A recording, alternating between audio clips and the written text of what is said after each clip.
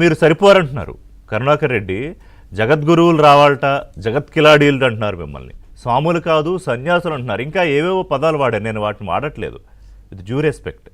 అంటే ధర్మం కోసం మాట్లాడితే దాడి ఎట్లా అంటే దీన్ని ముందుకు తీసుకెళ్ళడానికి ఏమి మీరు కార్యక్రమం, ఎందుకంటే నిన్న ఒక కార్యక్రమం తీసుకోబోయారు, మీరు చేయలేకపోయారు పలానా కారణాలతో. కానీ అది మొత్తం హైలైట్ అయింది. అంటే దీని మీద చర్చ వాళ్ళని మనం పెట్టామంటే ఏబిఎన్లో పొద్దుట మీరు చేసిన ప్రయత్నానికి ఎస్ ఆ ధర్మాన్ని కాపాడే దాంట్లో అందరూ ప్రజలు కూడా భాగం అవ్వాలి, వాళ్ళకు కూడా అర్థం కావాలి అనేది.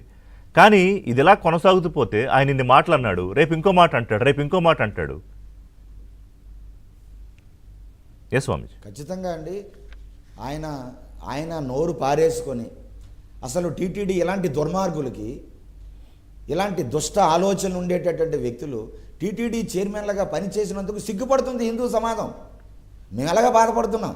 ఒక టీటీడీ చైర్మన్గా చేసిన వ్యక్తి కాషాయాన్ని, ధర్మాన్ని, ఆ వెంకటేశ్వర స్వామి తాలూకా ప్రాశస్యాన్ని, వైభవాన్ని ఎంత గౌరవించాలి, ఎంత ఇనుబడింపజేయాలి ఒకసారి చెప్పండి.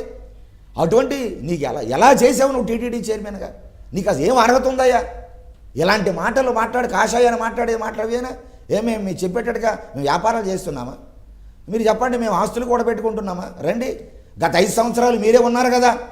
మరి 5 సంవత్సరాల్లో మేము ప్రశ్నించాం కదా, ఆలయాల మీద దాడులు చేసేటప్పుడు హిందూ ధర్మం మీద రోజుకొక దాడి, ముసిముసి నవ్వులు, కొడాలి నానైతే మొత్తం బొమ్మలకి చేతులు నరికేస్తే తప్పేంటుంది?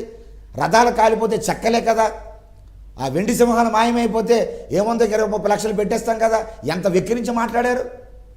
ఆ రోజు ఉండేటటువంటి దేవాదాయ శాఖ మంత్రి ఉండేటటువంటి ఆయన ఎంత వ్యంగ్యంగా మాట్లాడారు.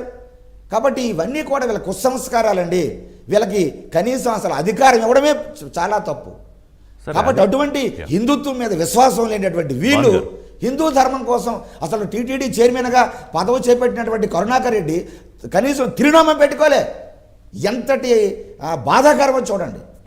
సన్యాసులు అంటాడు. జగద్గురు ఎవరండి? జగద్గురువులు అంటే జగద్గురువులు స్వామీజీలు కాదా? అదే మిగతా అంశాలు మాట్లాడదాం. జగద్గురువులు కూడా స్వామీజీలే కదండి. సన్యాసం తీసుకుంటే కదా స్వామీజీలు అవుతారు. ఎవరైనా సన్యాసం లేకుండా జగద్గురులు అవుతారు. జగద్గురులు ఎవరున్నారు చెప్పమనండి. భానుప్రకాష్ గారు ఆయన ఏమంటాడంటే బొమ్మన